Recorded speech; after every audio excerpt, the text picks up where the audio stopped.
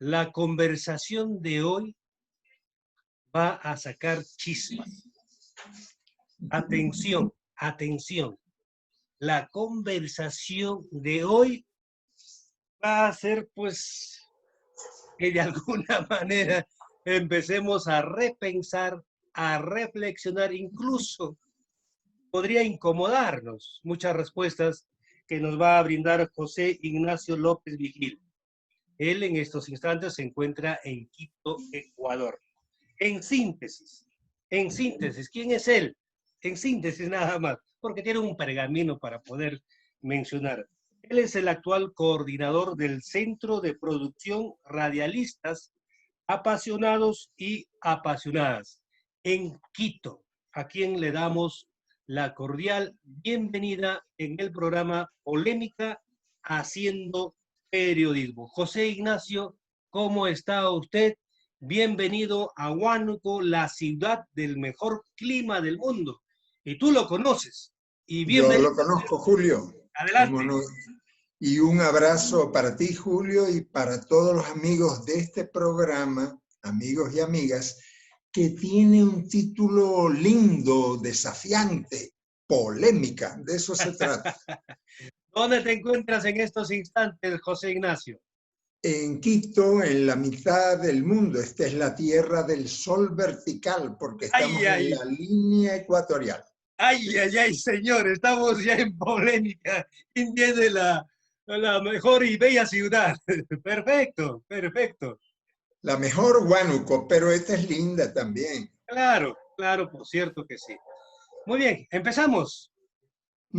Empezamos. Vamos. ¿Qué estás haciendo en esta pandemia? ¿A qué te estás dedicando? Además de incomodar y de reflexionar con tu post en las redes sociales. No, estamos haciendo radio como siempre desde hace muchos años. La última producción ha sido una serie de spots sobre el día después, porque tenemos muchos mensajes sobre lavarnos las manos, la mascarilla, todo eso. Pero ¿qué va a pasar en el mundo, en el Perú, en Ecuador, en América Latina, después de la pandemia? ¿Cómo va a ser ese mundo nuevo? ¿Será más justo o más injusto del que tenemos ahora?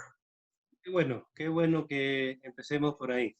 De frente al grano, José Ignacio. ¿Cómo ¿Es no? cierto que a Jesús lo tildaron de comilón, de borracho?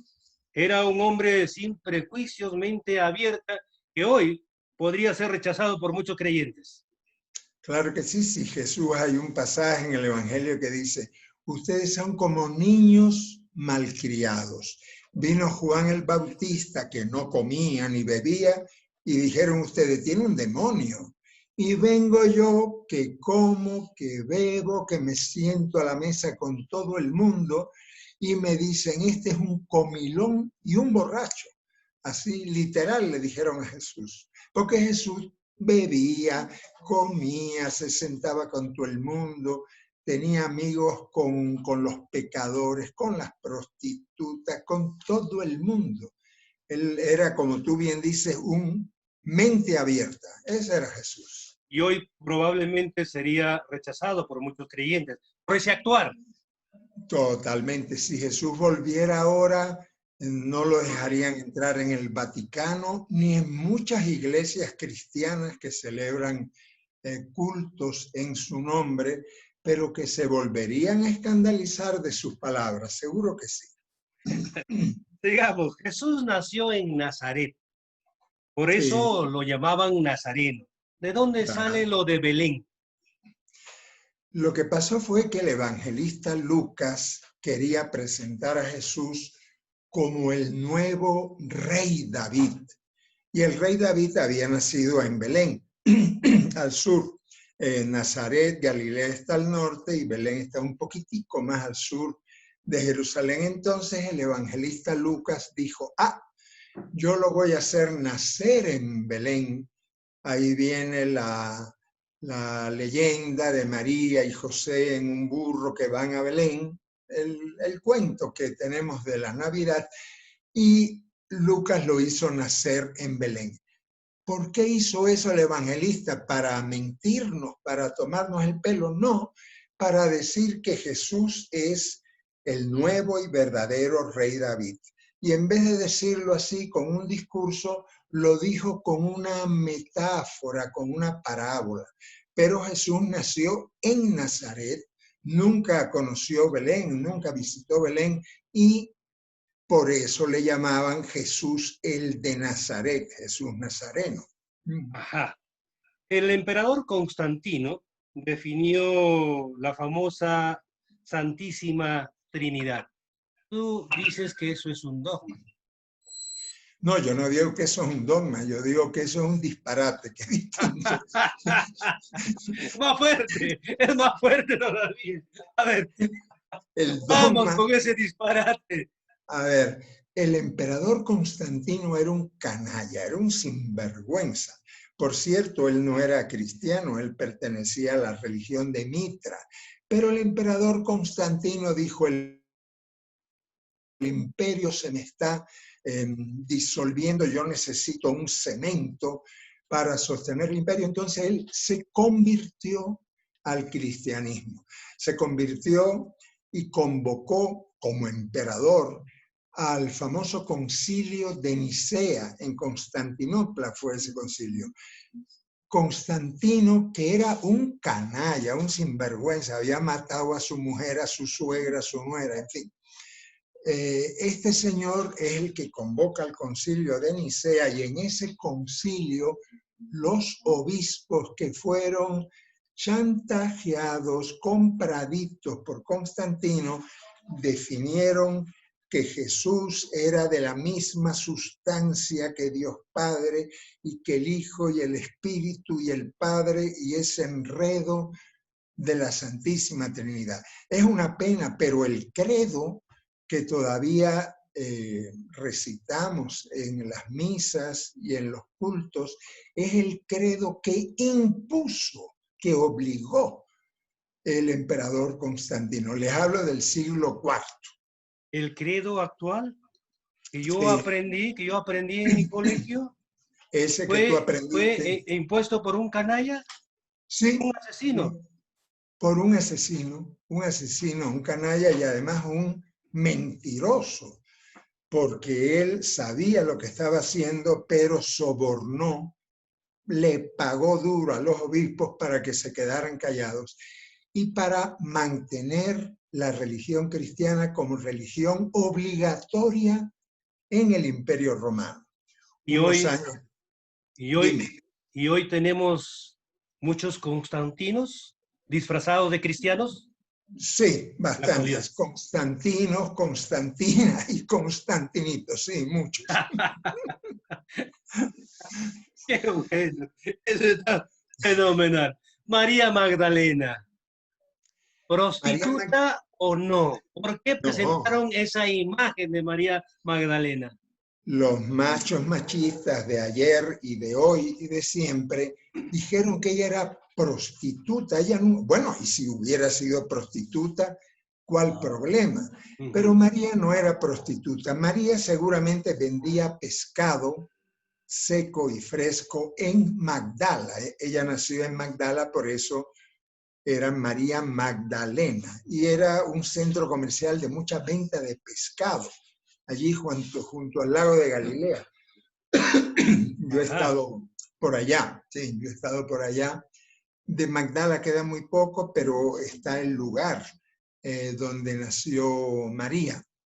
María, sin duda una lideresa, se unió pronto al movimiento de Jesús y dice algún evangelio que María era la compañera, la palabra griega es koinonos, la compañera de Jesús.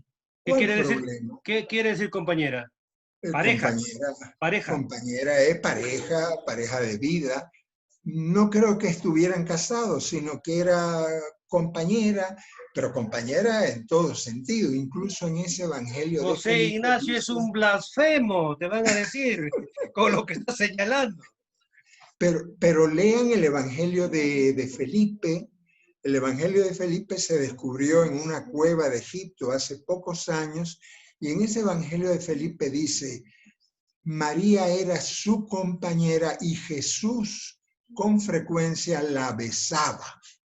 Así dice el Evangelio.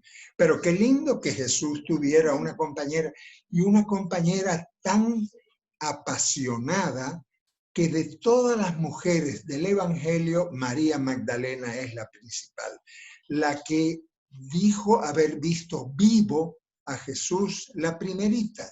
En realidad el cristianismo, Julio, el cristianismo está fundado sobre las palabras de María Magdalena.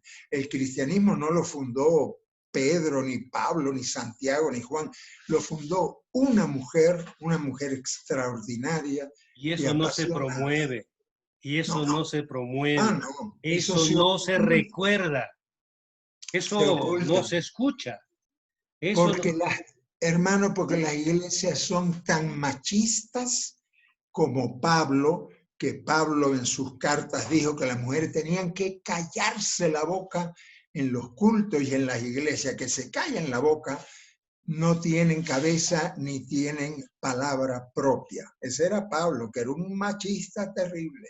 ¿Ese era el propósito de desdibujar la imagen de Magdalena? Sin duda, quitar a las mujeres, sacarlas fuera. Opacar la presencia de las mujeres. Totalmente, pero fíjate, Julio, que al pie de la cruz, ¿quiénes estaban al pie de la cruz? Ningún hombre, solo mujeres. ¿Quiénes dijeron que Jesús había resucitado? Ningún hombre, solo mujeres. Incluso ese pasaje del Evangelio de Juan que dice que al pie de la cruz estaba María y estaba el discípulo a quien Jesús amaba, eso fue falsificado. El original decía, estaba al pie de la cruz María, su madre, y la discípula a quien Jesús amaba, que era María Magdalena.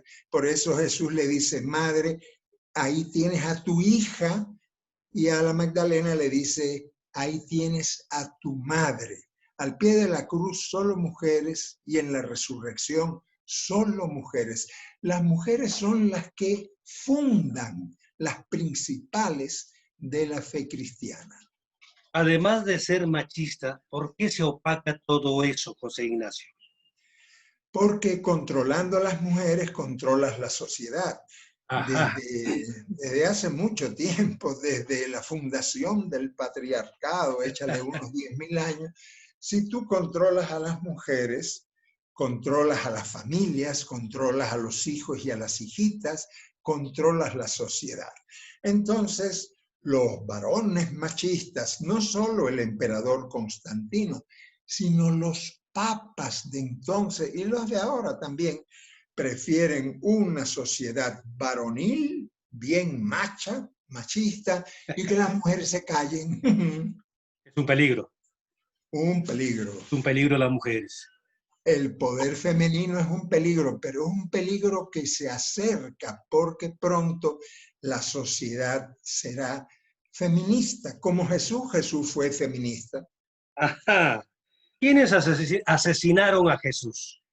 ¿Los judíos? Yo sigo con mi escolaridad, los judíos. ¿O los romanos? ¿Qué tuvo que ver aquí el sanguinario emperador Constantino? A ver, la orden de muerte, de crucifixión, la da el gobernador romano Poncio Pilato, que era otro canalla, un buen canalla, pero da esa orden atizado por los sumos sacerdotes. A Jesús lo asesinan entre los sacerdotes de Jerusalén y el poder político Poncio Pilato. Y Poncio Pilato lo asesina con una acusación política. Jesús no es matado por hablar del amor ni de los pajaritos, no, a Jesús lo matan porque él hablaba del reino de Dios, y el reino de Dios era un reino de justicia para todos los seres humanos, que nadie tenga más para que nadie tenga menos. en la cruz, ese INRI que se pone en la cruz, es la acusación política. Pilato dice, este quiso hacerse rey de los judíos y lo matan con un cargo político. Ahora, tú mencionaste a Constantino, 4 siglos después, en el año 325, que ya mencioné, Constantino lo mata políticamente, teológicamente, culturalmente.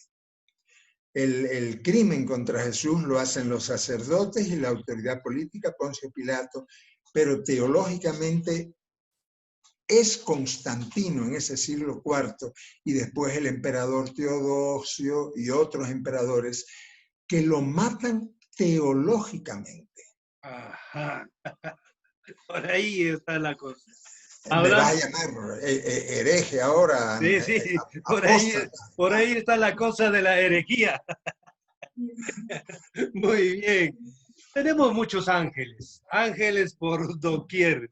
¿Cuál de los ángeles realmente anunció a María la llegada de Jesús? Pues ninguno, ¿Cómo que porque los ninguno, ángeles, señor? ¿Cómo que ninguno? ninguno, ni Gabriel, ni Rafael, ni Ezequiel, ninguno, porque los ángeles no existen. Los ángeles, los arcángeles, no existen, son apodos de Dios.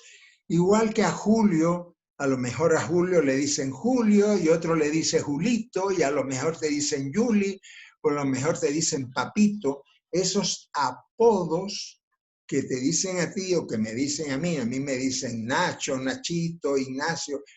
Los ángeles no son más que apodos de Dios.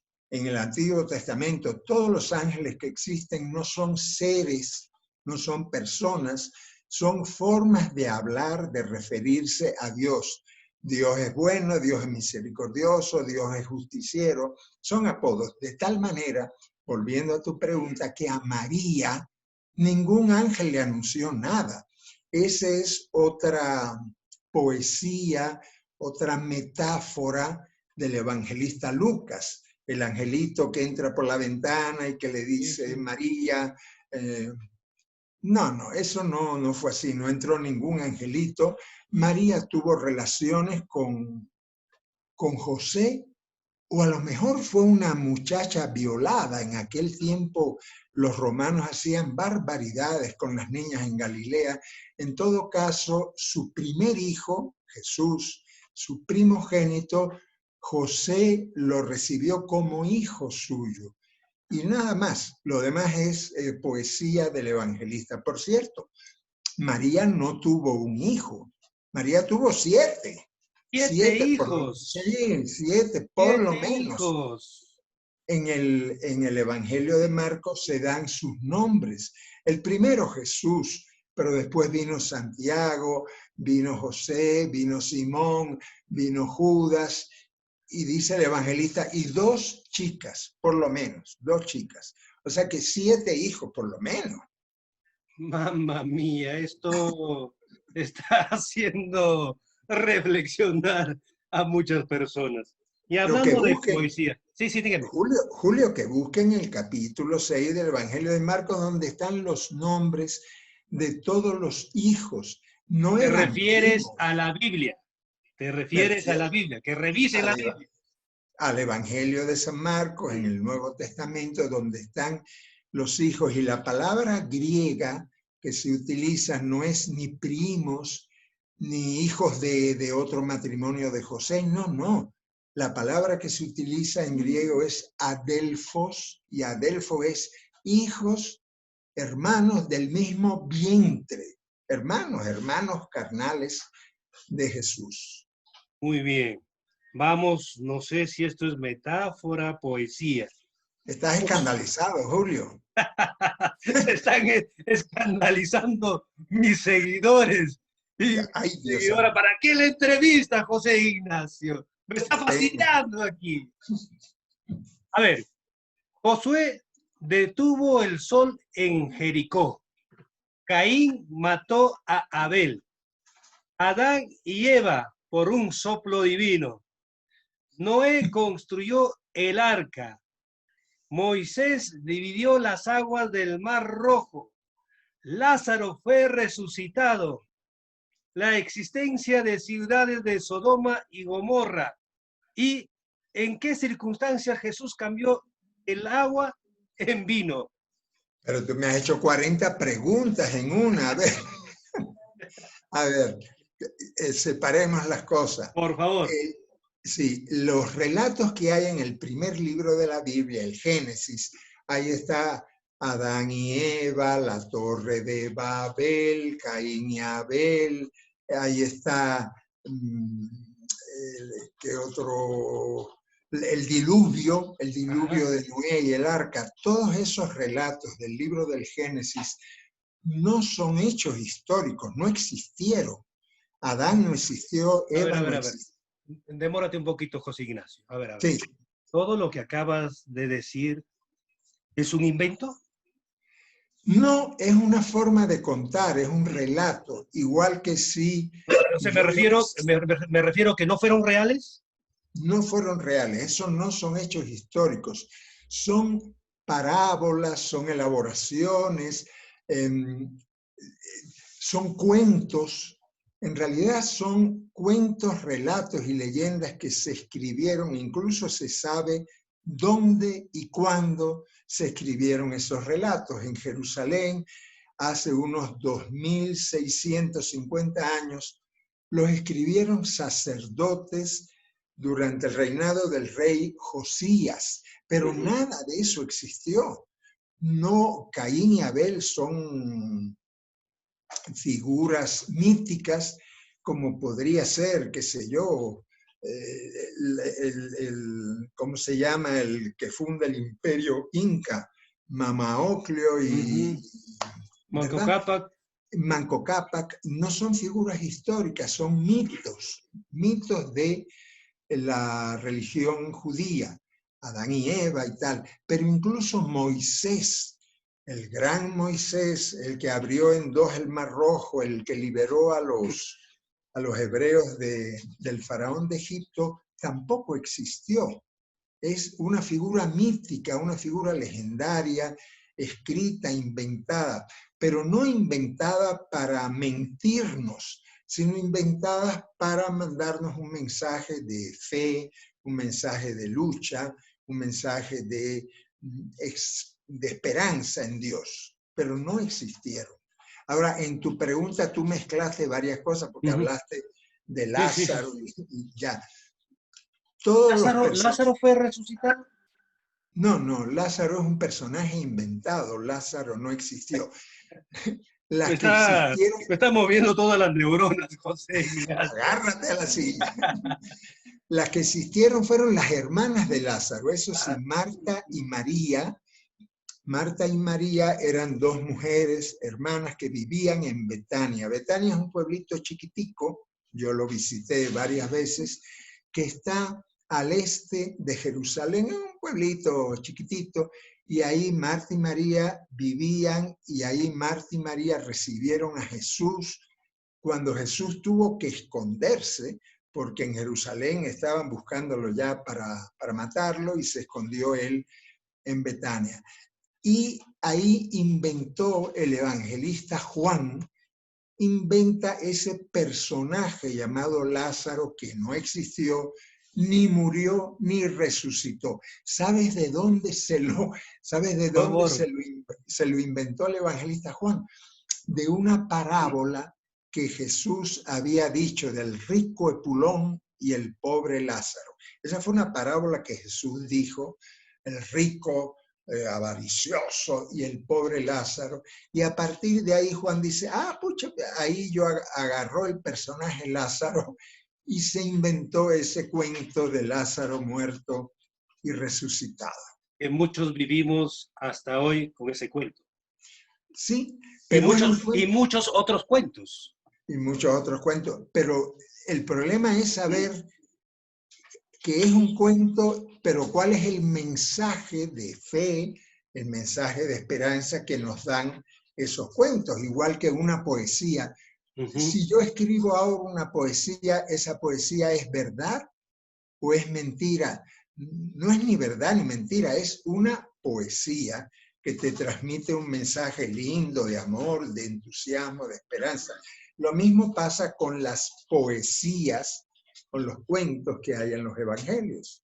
¿Las ciudades de Sodoma y Gomorra existieron? No, no existieron. Yo estuve también ahí, en el sur, mira, en el sur de Israel hay un lago que se llama el Mar Muerto, que es el punto más bajo del planeta Tierra. Está a 400 metros bajo el nivel del mar. El calor que hace ahí es un infierno. La gente se puede bañar en el mar, pero sin abrir los ojos porque se te queman los ojos de la sal tan terrible que hay en ese Mar Muerto. Y como los hebreos no sabían, los judíos no sabían qué explicación darle a ese lago salado con un calor infernal, inventaron la leyenda de Sodoma y de Gomorra. Sodoma y Gomorra no existieron. Y por cierto, el mensaje de ese cuento de Sodoma y Gomorra no es contra los homosexuales. No, no, no. El pecado del cuento de Sodoma y Gomorra fue que no le dieron hospitalidad a los mensajeros de Dios. Y entonces, como no le dieron acogida, no les dieron comida ni techo, Dios maldijo a los vecinos de Sodoma y Gomorra, pero no tiene nada que ver con la homosexualidad. Un porcentaje de mis saberes. Están confundiéndose. Queriendo cayeros, están cayendo. José Ignacio, ¿por qué no fuiste mi profe? ¿Por qué no me fuiste mi profe en educación básica? Muy bien. Siempre se escucha, también lo he vivido, tú vienes con el pecado concebido. Con el pecado original. Claro, o sea, te comento mi experiencia. ¿De dónde viene este pecado original? Que todos y todas son pecadores y pecadoras. Hey, qué cosa tan terrible decir, y hay gente que todavía lo sigue creyendo hasta ahora, que los niños y las niñas nacen sucios, nacen en pecado. Así y es. Por eso los van a bautizar para lavarles el pecado original. El pecado original no existe, no existió nunca. Nadie nunca cometió ningún pecado original. Es un cuento que está en el capítulo 3 del Génesis, que dice que Adán y Eva andaban en cueros ahí en el paraíso, y entonces Eva, siempre la mujer es la mala, agarró una fruta que Dios le había prohibido comer de ese árbol, y entonces Eva, que tenía hambre, agarró esa manzana o la fruta que sea, la mordió ella y le dio a morder a Adán. Y ese pecado original de comer una fruta, imagínate qué pecado tan terrible, desobedecer a Dios, de comer una fruta, pues eso se dio en llamar el pecado original. Jesús nunca habló del pecado original, porque Jesús no creía en ese disparate. El que habló mucho del pecado original, ¿sabes quién fue? San Pablo en sus cartas, y después San Agustín, y después Santo Tomás, y grandes teólogos que comenzaron a decir que todos los niños y las niñas nacíamos con ese pecado original. Qué cosa tan terrible. ¿Para qué? Para nada. ¿Para qué se inventaron esto? No creo que sea para nada, José Ignacio. Bueno, no, claro, se lo inventaron porque es una forma de control social. Imagínate, ahí va la cosa.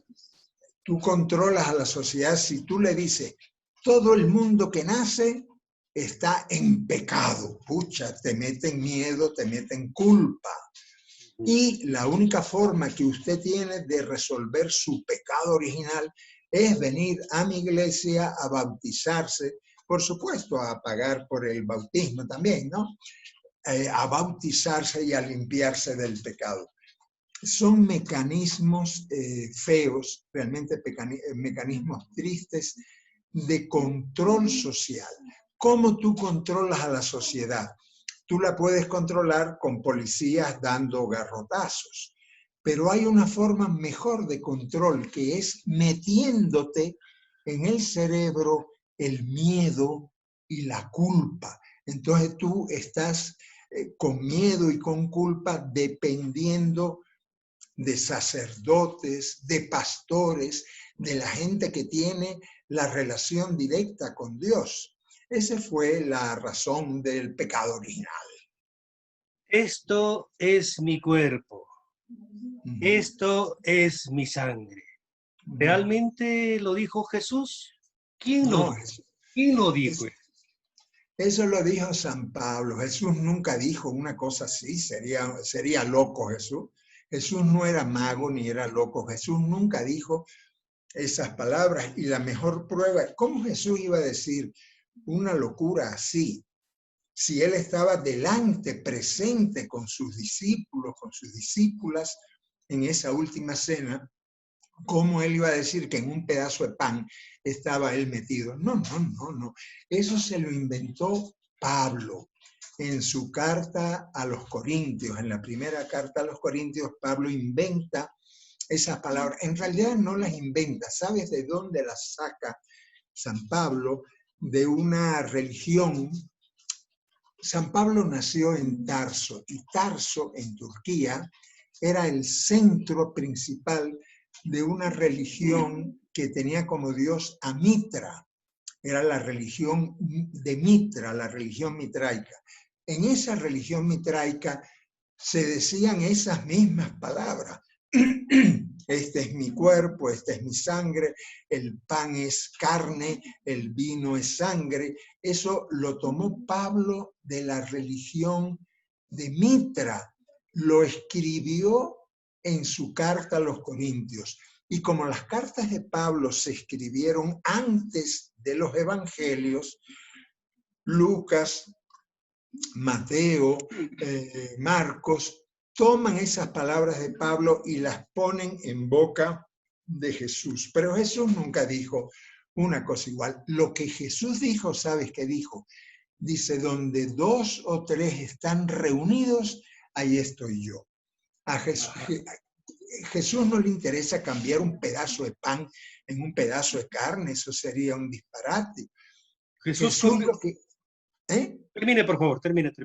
Jesús lo que quiere es cambiar nuestro corazón de piedra en un corazón de carne. Esa es la verdadera consagración. Eso es el reino de Dios.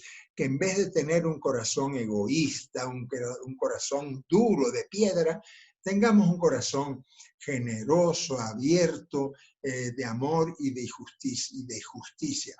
Esa es la verdadera consagración que Jesús quiere, no un pedazo de pan y una copa de vino, por favor. ¿En qué circunstancias Jesús convirtió el agua en vino? En ninguna. Ese es un relato que hace el Evangelio de Juan, que a Jesús lo invitaron a las bodas de Caná. Caná es un pueblito que queda a unos 8 o 10 kilómetros de Nazaret. Allí estuvimos también tomando el vino de Caná, porque es una zona de buen vino. Y como es una zona de buen vino, el evangelista se inventó el relato, la parábola de que estaban casándose los novios de Caná, se casaban, se les acabó el vino y Jesús multiplicó agua en vino. Jesús no fue un mago, eso lo hacen esos son trucos baratos que hacen los magos. Jesús lo que quiere es, en ese cuento de las bodas de Caná, el vino era el símbolo de la alegría, de la fiesta, de la llegada del reino de Dios. Entonces, ese capítulo de las bodas de Caná, del Evangelio de Juan, lo que quiere decir es que el reino de Dios, la justicia de Dios, ha llegado ya y que podemos alegrarnos. Domingo Ramos. Hoy procesión. ¿Ha sido procesión o ha sido una marcha de protesta? El Domingo de Ramos, Jesús estaba en Betania, cerquita al oriente de Jerusalén, y él toma la decisión de entrar en Jerusalén para proclamar la llegada del reino de Dios. Eso fue una marcha de protesta como las que se hacen en Lima y en Huánuco y en tantas ciudades del Perú. Eso fue una marcha de protesta. ¿Por qué? porque los romanos y los sacerdotes judíos estaban explotando a través de impuestos, a través de especulación al pueblo. Por eso fíjate que la marcha del Domingo de Ramos fue una marcha de protesta fuerte. Esto Jesús se significa, esto significa que en la actualidad Jesús podría haberse detenido por los políticos. Claro, si Jesús hace eso hoy día, le entran a palos, claro, y lo meten en la cárcel. ¿Qué hizo Jesús cuando entran por Betania, entran por lo que llamaban la puerta hermosa, que es la puerta, perdón, del oriente de Jerusalén, que ahora está cerradita esa puerta? Entra Jesús y su marcha de protesta por esa puerta, y esa puerta da al templo de Jerusalén. Jesús va al templo de Jerusalén, comienza a darle patadas a las mesas donde estaban los cambistas, especulando, negociando con la gente, robándole a la gente. Incluso dice el Evangelio que Jesús hizo un látigo con cuerda y le entró a latigazos a los mercaderes del templo y les dijo: ustedes han convertido la casa de Dios en una cueva de bandidos. Ahí se jugó él la vida, porque inmediatamente el templo está aquí y desde el templo se veía hacia arriba la Torre Antonia, que era el cuartel general de los romanos. Cuando los romanos ven ese alboroto en el templo provocado por Jesús, un alboroto político, porque Jesús había estado tumbando las mesas de los cambistas y diciendo un sermón muy grande. Los romanos ven eso y dicen: aquí hay peligro. Caifás y los sumos sacerdotes, que eran los que llevaban el negocio del templo, dijeron: vamos a denunciarlo ya no aguantamos más. Y tenemos un revoltoso. Un revoltoso, un agitador. Y ahí Jesús se jugó la vida. Ahí él sabía lo que se estaba jugando, pero él se arriesgó a ese acto profético de criticar en la misma cara de ellos, en la misma cara de los sumos sacerdotes y de los romanos que estaban en la Torre Antonia, criticar ese sistema podrido, explotador de los pobres. Ahí él se jugó la vida. Eso ocurrió el domingo y ya el viernes lo habían asesinado. El Padre Nuestro, perdona nuestros pecados, como así nosotros perdonamos a quienes nos ofenden. La otra frase es: Padre Nuestro, perdona nuestras deudas, como así nosotros perdonamos a nuestros deudores. Y eso ha sido tergiversado, cambiado. Cuéntenos, por favor. El Padre Nuestro fue tergiversado, adulterado completamente, porque Jesús nunca habló de perdona nuestros pecados. Jesús decía: perdona nuestras deudas, pero deudas de dinero. Ajá, Señor.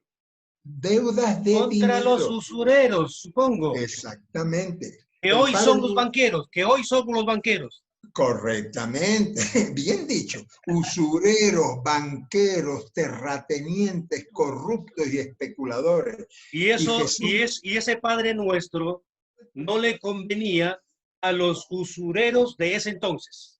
Por supuesto que no. Y por eso la iglesia, que también comenzó a hacer usura, fue poco a poco cambiando y perdona nuestros pecados. No, Jesús no hablaba de perdón de pecados. Jesús le decía a Dios: perdona lo que te debemos a ti, igual que nosotros vamos a perdonar a quienes nos deben a nosotros. Mejor dicho, eso era lo que se llamaba el año de gracia. El año de gracia es: los terratenientes devuelven las tierras que robaron, los usureros cancelan las deudas, y todo vuelve como en un juego de monopolio, Julio. Volvemos a cero. Ya pateamos el tablero y comenzamos igualitos, hermanos y hermanas, todos. El Padre Nuestro es una oración revolucionaria. Que no les convenía y que no les conviene. No les conviene, por eso lo Definitivamente. cambiaron y hablaron de pecados en vez de deudas ¿O lo económicas. estás cambiando tú, José Ignacio? Por No, favor, no, no, no, no. por favor, Búscalo en por el favor. original. Búscalo en el original arameo. ¿Cómo fue que Está en arameo. claro, Jesús hablaba en arameo. Ese era el idioma de Jesús no era el hebreo, era el arameo. Y No, en arameo se dice tete malkutaj. Eso en arameo significa que venga tu reino. Pero cuando Jesús decía que venga tu reino, se refería a un reino de justicia aquí y ahora, no al reino de los cielos, no, no. El reino de Dios que predicaba Jesús era aquí y ahora. a nosotros nos envían allá, Eso, al más allá. A propósito, eso. ¿de dónde, hablando de usura, de dónde sale el famoso diezmo? Si tú no diezmas, Señor, estás desobedeciendo la palabra del Señor. ¿De Qué dónde sale horrible. el diezmo? Pero fíjate qué curioso, Jesús nunca diezmó, él nunca diezmó, ni le dijo a nadie que diezmara. Y en la iglesia primitiva nadie pagaba el diezmo. Incluso Jesús se burló de los fariseos que pagaban el diezmo y después explotaban a los hermanos. Jesús nunca diezmó. El origen del diezmo, ¿sabes cuál es? Que de las 12 tribus de Israel había una tribu, la tribu de Leví, que se dedicaba al sacerdocio y todo eso. Y como no trabajaban, los demás hermanos le daban parte, el diezmo, le daban la 10ª parte de lo que cosechaban para que ellos pudieran comer. El diezmo no era para los pastores ni para los curas, el diezmo era para la gente pobre que no tenía con qué comer y los demás hermanos, las demás tribus de Israel le aportaban el 10%. A ver, a ver, Sí, a ver, repitamos, redundemos. ¿El diezmo para qué era y para quién no era el diezmo, por favor? el Para diezmo que quede clarito, clarito. desde los tiempos del rey David, desde los tiempos bíblicos, el diezmo era la 10ª parte de lo que ganaban los hermanos que tenían tierras, que tenían riquezas, que le daban esa 10ª parte a quienes no tenían para comer. El diezmo era para ayudar a la gente pobre, pero no se le daba al pastor, no se le daba al sacerdote ni al cura, no, no, se le daba a la gente pobre. ¿Y qué es lo que pasa Y ahora? como debe ser. Y como Como debe debe de ser. ser. Era una especie como de caridad, de lo que estamos haciendo ahora, dando bolsas de comida en pandemia a la gente que no tiene que comer. Pero ¿qué es lo que ha pasado? Que pastores, curas y demás jerarcas han pensado que el diezmo es para ellos.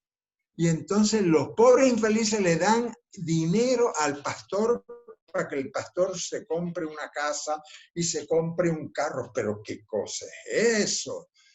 Eso es un pecado que en la Biblia se llama simonía, el pecado de simonía, que es traficar y negociar con las cosas de Dios. Tenemos una gran cantidad de sacerdotes. Sacerdotas, no Ninguna, sé, no sé. Obispos, obispas, ninguna, papas, más, ninguna.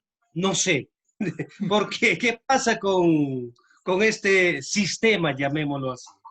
Es un sistema machista. A ver, lo primero que hay que decir es que no queremos sacerdotas mujeres.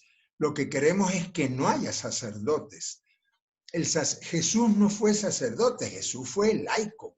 Jesús no estudió en ningún seminario, ni en Qumran, ni en ningún seminario.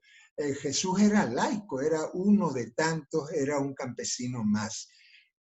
Y Jesús dijo claramente que para hablar con Dios, para relacionarnos con Dios, no necesitamos ningún mediador, ningún sacerdote, ningún pastor, ningún cura, no. Directamente, cuando Jesús habla con la samaritana, le dice, el río de agua viva está en tu corazón. Tú habla con Dios, tú ama a Dios amando a tus hermanos. pero no necesitamos sacerdotes. Y dónde queda entonces mi confesión individual para el perdón de mis pecados? Bueno, eso se lo inventaron también. La confesión individual para el perdón de tus pecados, Víctor, que deben de ser muchos seguramente, esa confesión individual de tus pecados, eso se lo inventaron los monjes irlandeses en el siglo VII. Jesús nunca habló de eso. Jesús lo que decía en el Evangelio, Jesús decía, si tú tienes un problema con tu hermano, ¿verdad? Ve, llámalo, habla con él y reconcíliate con tu hermano, ¿verdad? Y él decía más, si no amas a tu hermano al que ves, ¿cómo vas a decir que amas a Dios al que no ves? La confesión individual de los pecados fue más bien un mecanismo que se inventó para averiguar pecados, descubrir herejes y promover lo que fue desgraciadamente la Inquisición, que era matar herejes por los pecados que cometían. Jesús nunca instituyó ningún sacramento de la confesión. Estoy viviendo en un mundo de inventos, José Ignacio. Sí, realmente. Y lo peor del caso es que han pasado tantos años, llevamos más de 2000 años, y seguimos repitiendo absurdos y disparates y cosas que no fueron así. Ahora, yo le digo a todos los amigos y amigas que me están escuchando, dice, este es un loco que vino a hablar ahí con Julio en polémica. Me ganaste. Hable, comparta su locura, por favor.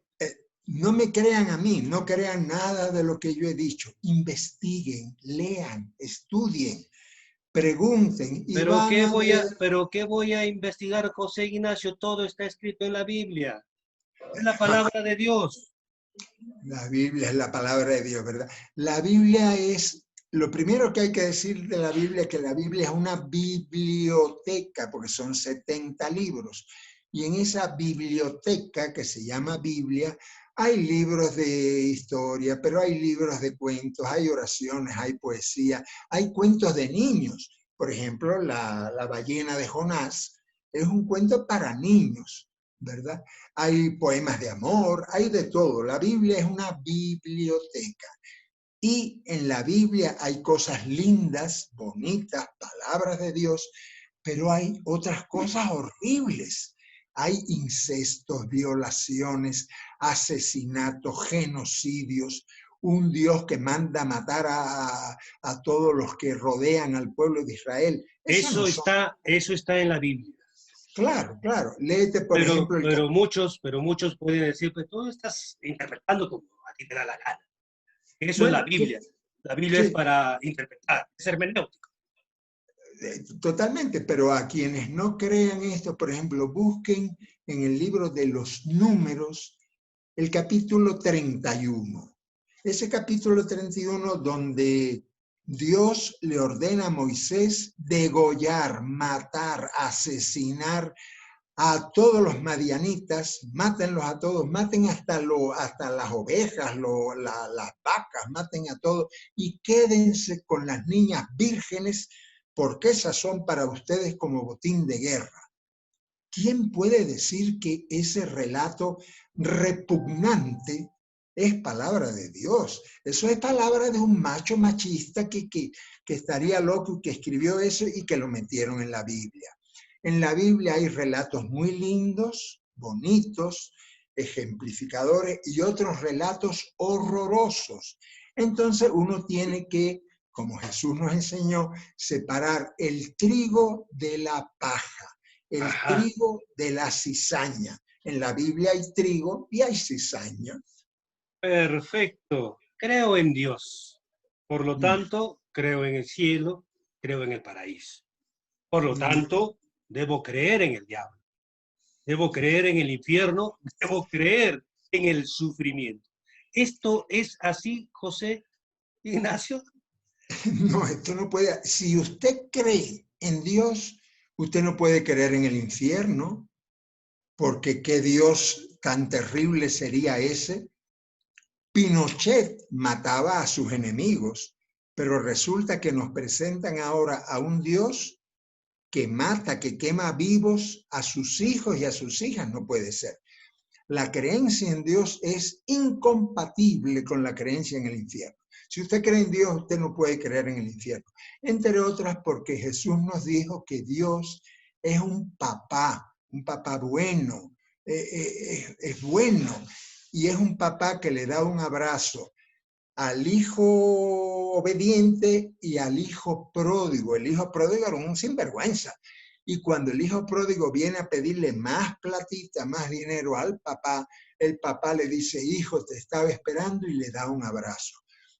Usted no puede creer en Dios y en el infierno. Son creencias incompatibles.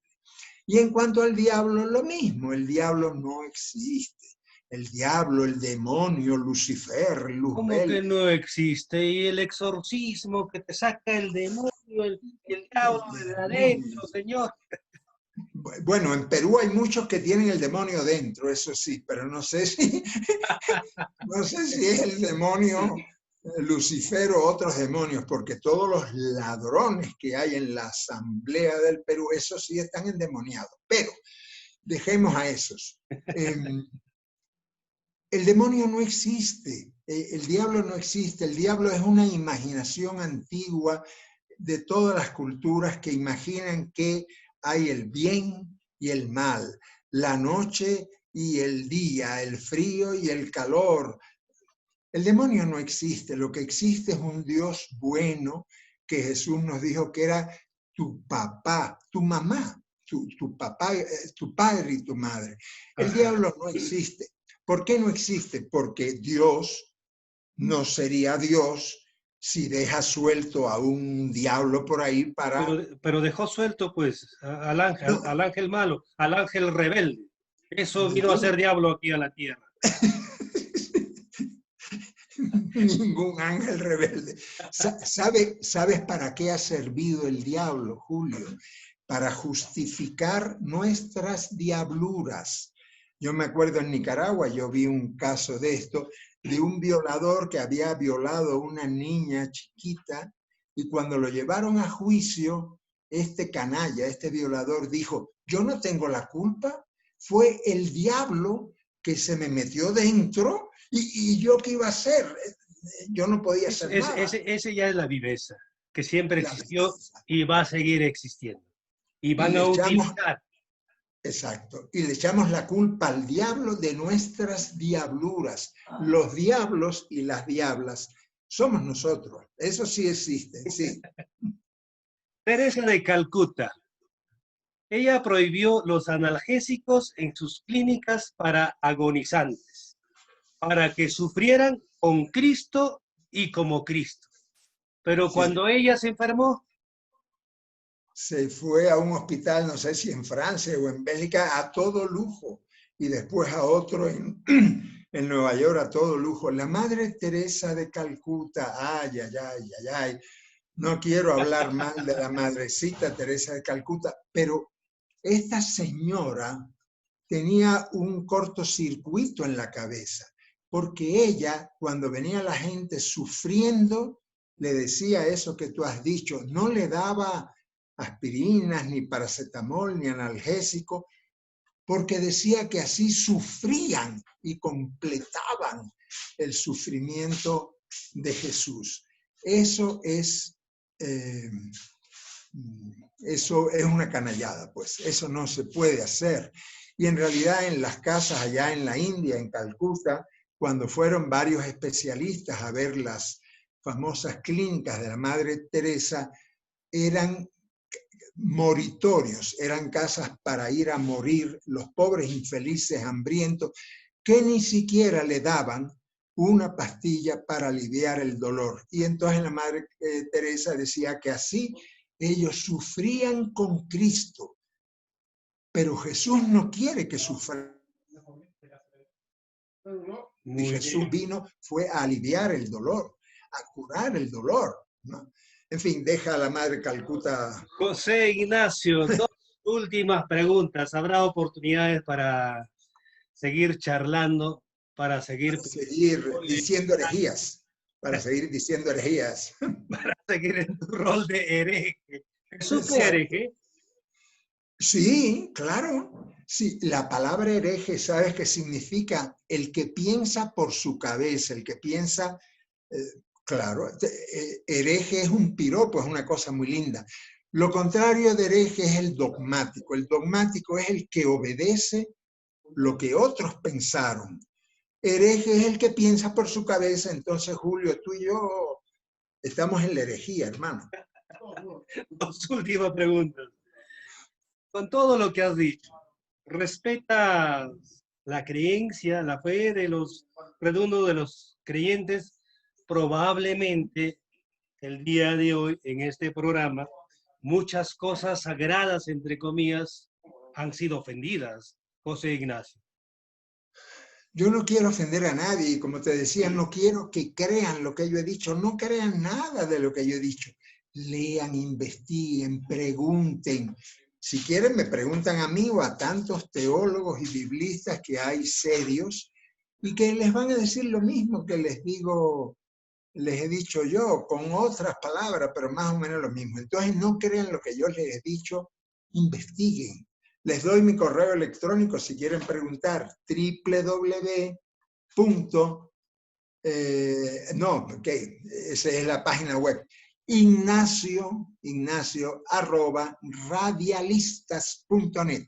Ahí pueden preguntar. Y también si quieren pueden insultar o decir que... Soltarse. ¿Qué es el Vaticano para ti? ¿A quién representa realmente el Vaticano?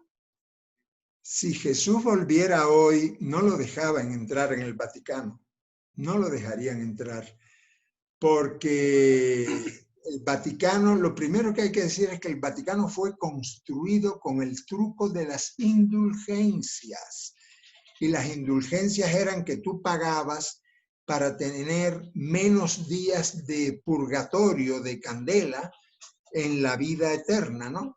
Si no te mandaban al infierno, te mandaban al purgatorio y para tener menos días tú le pagabas al Vaticano dinerito como comprar la vida eterna a plazos. Así se construyó la Basílica de San Pedro. Entonces a Jesús yo creo que llegaría al Vaticano y volvería a agarrar un látigo como hizo en Jerusalén y a decir, váyanse de aquí que ustedes han convertido la casa de Dios en una cueva de bandidos. Entonces, entre nos, Sí.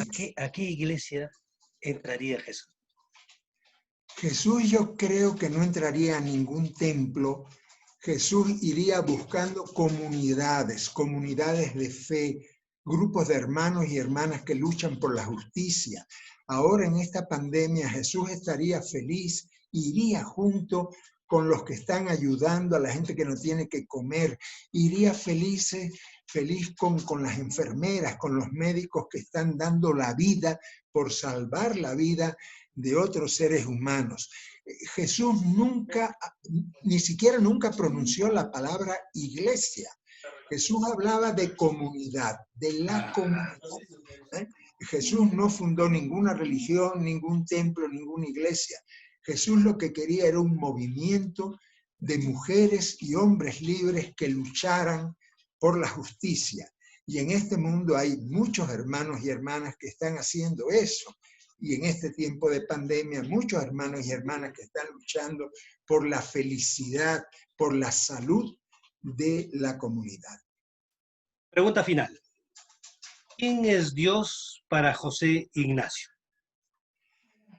Te voy a repetir lo mismo que dijo Jesús. Cuando le hicieron esa pregunta a Jesús, Jesús dijo, Dios es tu papá, Abba. Esa es la palabra en arameo que usó Jesús. Tu papito, tu papi, tu padre. Jesús no dijo madre porque era pedirle demasiado para su tiempo. Pero si a mí tú me preguntas, yo te diría que Dios para mí y para muchos hermanos y hermanas es mi padre y madre. En arameo, padre se dice Abba y madre se dice Ima. Entonces Dios es mi Abba y Ma. papá y mamá nuestro. José Ignacio López Vigil, gracias por responder muchas inquietudes y estoy seguro que has dejado con otras tantas a nuestros seguidores y a nuestras seguidoras. ¿Dónde te pueden ubicar para que puedan seguir charlando, consultando, debatiendo y como tú has señalado, hasta insultando?